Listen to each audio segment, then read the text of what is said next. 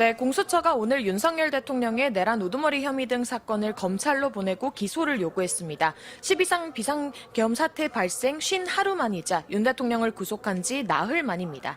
지난 19일 윤 대통령을 구속한 공수처는 윤 대통령의 출석 요구 불응의 강제 구인과 구치소 현장 조사를 시도했지만 조사하지 못했습니다. 윤 대통령이 변호인 접견과 헌법재판소 탄핵심판 변론 준비 등을 이유로 거부했기 때문인데요. 지난 15일 체포 직후 진술 거부권을 행사한 윤 대통령을 대면한 뒤에는 제대로 된 추가 조사를 아예 진행하지 못했습니다. 공수처는 대통령에 대한 기소권이 없어 기소하려면 검찰에 사건을 넘겨야 하는데 사건을 더 가지고 있는 실익이 없다고 판단한 것으로 보입니다. 1차 구속기간으로 자체 계산한 28일보다 닷새 빠른 오늘 검찰에 사건을 넘겼습니다. 공수처는 공조수사본부를 함께 꾸렸던 경찰청 국가수사본부와 국방부 조사본부의 공조에 감사를 표했습니다. 그러면서 비상계엄 관련 사건이 남아있다며 지휘 고하를 막론하고 단 한 명의 예외 없이 책임 있는 수사 대상자는 모두 의법 조치될 수 있도록 하겠다고 밝혔습니다. 윤 대통령은 김용현 전 장관 등과 공모해 지난달 3일 국가 권력을 배제하거나 국헌을 문란하게 할 목적으로 비상계엄을 선포해 폭동을 일으킨 혐의 등을 받습니다. 사건을 넘겨받게 되는 검찰 역시 윤 대통령 대면 조사를 시도할 예정이지만 윤 대통령이 검찰 소환에는 응할지 미지수입니다. 검찰은 법원에 구속기한 연장을 신청한 뒤 윤 대통령 대면 조사를 시도하고 다음 달 5일을 전후해 윤 대통령을 구속 상태로 재판에 넘길 걸로 보입니다. 네, 사건을 넘겨받게 되는 검찰 특별수사본부도 분주하게 움직이고 있죠. 네, 그렇습니다. 검찰 특수본도 신속하게 움직이고 있는데요. 12.3 불법 비상계엄 사건을 수사 중인 검찰이 서울 용산구 국방부를 압수수색하고 있습니다. MBC 취재 결과 검찰 비상계엄 특별수사본부는 100여 명 규모 인력을 동원해 국방부에 대한 강제 수사에 나섰습니다. 이번 압수수색은 공수처의 윤석열 대통령 내란 우두머리 혐의 사건 송부를 앞두고 전격적으로 이뤄졌습니다. 검찰 특수본은 정치인 등 주요 인사에 대한 체포조 편성 및 운영 혐의와 관련해 국방부 조사본부 등에 대한 압수수색을 진행 중이라고 밝혔습니다. 지금까지 공수처에서 전해드렸습니다.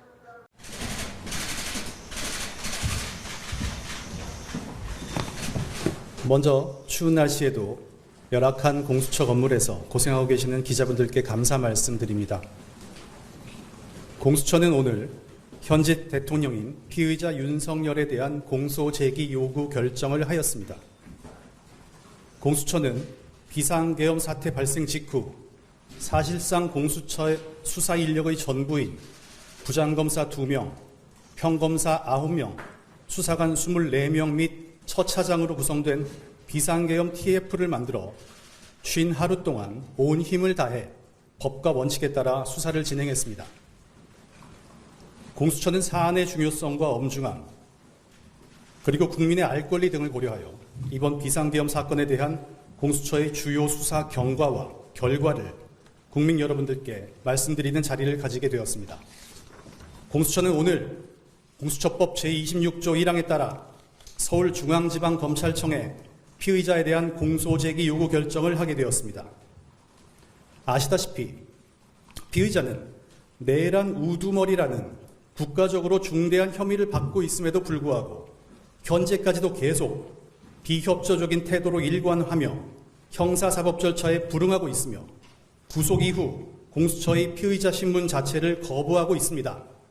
또한 경호처는 비화폰 등 압수수색도 계속 막고 있습니다.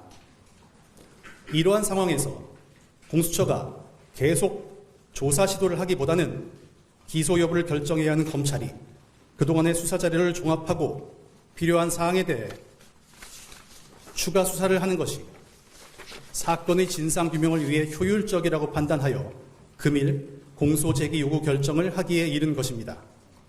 공수처는 대통령에 대해서는 수사권만 있고 기소권이 없습니다. 그렇기 때문에 기소권이 있는 검찰에 공소제기 요구를 하면서 기록과 증거물을 송부하는 것입니다. 이어 이 사건 주요 수사 결과를 말씀드리겠습니다. 피의자의 죄명은 내란 우두머리 및 직권남용 권리행사 방해입니다. 피의자의 범죄 사실 요지는 피의자가 전 국방부 장관 및 군 사령관들과 공모하여 2024년 12월 3일 국가 권력을 배제하거나 국헌을 문란하게 할 목적으로 비상계엄을 선포함으로써 폭동을 일으키고 직권을 남용하여 국회 경비대 소속 경찰관들과 계엄군들에게 의무 없는 일을 하게 하고 국회의원들의 계엄 해제 요건 행사를 방해하였다는 것입니다. 공수처는 기존 국가수사본부 및 검찰의 수사 결과뿐만 아니라 공수처 자체 수사로 확보한 증거를 종합하여 공소제기 요구 결정을 하게 되었습니다. 공수처는 피의자가 비상계엄에 얼마의 병력 투입을 원했는지에 관한 진술, 비상계엄 해제 직후 국회의원 체포와 또 다른 비상계엄을 언급한 진술 등 여러 군 관계자들의 진술을 확보하였습니다. 또한 김 전 장관과 노 전 사령관이 비상계엄 전에 만남을 가지며 계엄을 모의한 정황 등 내란 주요 임무 종사자들의 여러 혐의 사항에 대해서도 다수의 주요 증거를 확보하여 이를 기록화하였습니다. 향후 조치에 대해서 설명드리겠습니다. 공수처는 금일 검찰의 공소제기 요구 결정을 함과 함께 피의자에 대한 기록 전체를 서울중앙지검에 송부할 예정입니다. 특히 조사를 회피하고 있는 피의자에 대해 즉각적인 조사가 가능하도록 피의자 신문조서 초안과 영장 청구 관련 자료 등도 모두 수사보고서로 편철하여 검찰에 제공할 예정입니다. 다음으로 경찰 국가수사본부 등 관계 수사기관에 감사의 말씀을 드립니다. 이 사건 수사를 진행함에 있어서 과정 하나하나마다 많은 어려움이 있었습니다. 공조수사본부의 일원으로서 수사 인력을 파견 지원해 주신 국방부 조사본부와 경찰 국가수사본부, 그리고 중요한 증거자료를 제공해 주신 검찰에도 감사의 말씀을 드립니다. 특히 국가수사본부는 수사 초기 단계부터 적극적으로 도움을 주셨을 뿐만 아니라 체포영장을 집행할 때 대규모 인력과 장비를 지원해 주셔서 법 집행 임무를 완수할 수 있었습니다. 다시 한번 깊은 감사의 말씀을 드립니다. 국민 여러분, 오늘 공수처는 피의자에 대한 공소 제기 요구 결정을 하였지만 아직도 공수처에는 이번 비상계엄과 관련된 다수의 피의자들과 관련자들 사건이 남아 있습니다.